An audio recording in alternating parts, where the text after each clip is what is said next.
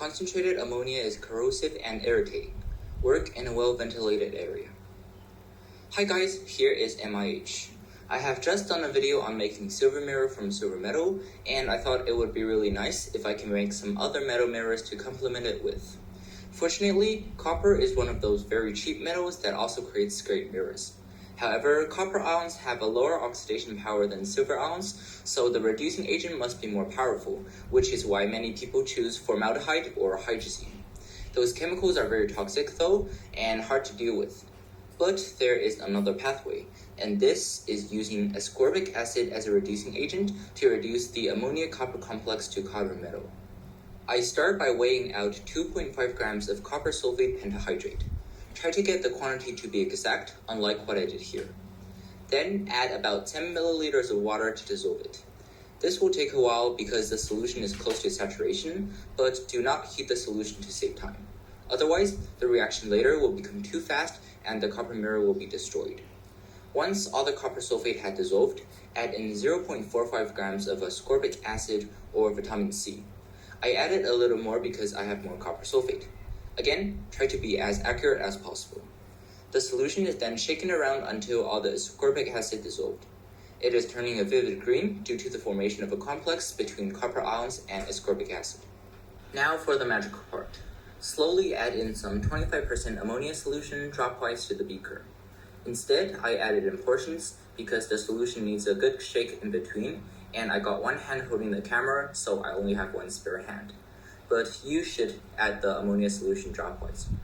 The upper layer of the solution immediately turned to the nice blue color of the tetraamine copper ion, but as I shake it, the solution mixes to give a greenish precipitate. I slowly added the rest of the ammonia in portions. The color of the solution changed again, eventually settling on a transparent dark blue. I swirled the solution around to make sure there are no precipitates. This is very important because leftover precipitates indicate an incomplete reaction, which cannot properly form a mirror. I added a little bit extra ammonia just to really ensure a complete reaction. The finished solution is then carefully poured into glass vials. It is very important to fill it all the way to the top and leave no air bubbles inside. Otherwise, the copper mirror cannot form perfectly. After it reached the top, I added some more drops using a pipette until the liquid level bulges out. The vial is then carefully capped, making sure that there are no air inside. After the solution are filled in, the vials are placed upside down to coat the copper mirror on the bottom of the vials. This is why no air bubbles should be inside the vials. The color will now begin changing from blue to green, yellow, orange, and eventually red.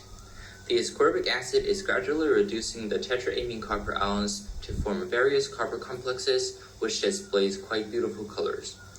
The color change was actually very fast, and in real time it occurred within a minute or something like that to change from blue to yellow.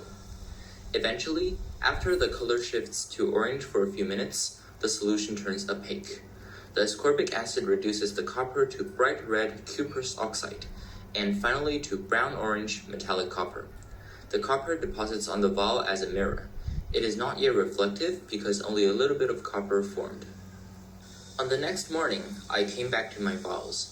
Although one of them failed, the other two both produced a very reflective mirror. After pouring out the solution and carefully washing the bottle with some water, here are the two mirrors. I snatched a piece of tissue paper and gently rubbed off the water by holding it inside the vials. You can see that this is not the best idea ever, and a lot of the copper is rubbed off. A better method would be swinging the bottle in air to remove the water. Then I poured some paraffin oil into the bottles. This will block the air and protect the mirror. A very important thing to note is that copper mirrors tend to oxidize very rapidly, especially when water is present, so paraffin oil protection and a good airtight seal cap is necessary. I repeated the copper mirrors again using the exact same recipe, and this time trying out a watch glass as well as vials. The watch glass wasn't used before, and I cleaned it by some concentrated sodium hydroxide solution, so I expect the copper mirror to form readily. However, this is not the case, and the reaction didn't work at all, because its color stayed blue all the time. The vials worked perfectly just like last time though. From those observations, I speculate the reaction to be air sensitive. If there is air present, Then as the copper complex gets reduced by ascorbic acid, it will be reoxidized by oxygen to reform the complex. So that was pretty sad, because I cannot make a copper mirror on a watch glass as I would like it to be. Besides this, I also tried the silver mirror reaction again, this time using store-bought reagent-grade silver sulfate instead of my impure homemade versions. Both vials and the watch glass worked out quite well, and a layer of black silver was appearing quickly. After about 8 hours, I poured off the liquid, washed the mirrors with some water, and filled the copper vials with some paraffin oil just like before. This time I didn't use paper towels to wipe off the water, so you can see that the copper mirror is kept whole and beautiful. The middle one is actually a hybrid mirror, made by first applying a copper layer and then a silver layer. The mirror is slightly tarnished because I didn't wash the ball after the copper mirror, so the leftover ascorbic acid reduced the silver solution too quickly, so the mirror wasn't perfect. However, I think it is possible to reduce silver and copper at the same time, using ascorbic acid as both of the reducing agents. The two pure silver mirrors weren't especially shiny, and it seems to me that the reaction time is a bit too short. Later, I will use those two mirrors as a substrate and try depositing a layer of copper on top. Now to the watch glosses. I recoated the 3 watch glosses we did last time with more silver, and they didn't appear to be much different. They're only sort of reflective, and the front sides were a little bit dull. However, this new watch glass I made was quite stunningly beautiful.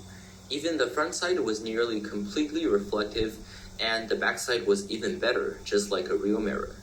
After a few days of storage, its front side has dulled a little and turned white. But apart from that, there are no obvious damage as the back side was very reflective as always. Anyways, our further exploration to copper and silver mirror reactions today was more than successful. Obviously, the vials and the watch glass mirrors aren't perfect, but it is this imperfection that makes it unique and meaningful, just like my 9th grade life that just ended a month ago. By the way, I might stop producing videos until the summer vacation ends on September, so I'm very sorry about that. Thank you very much.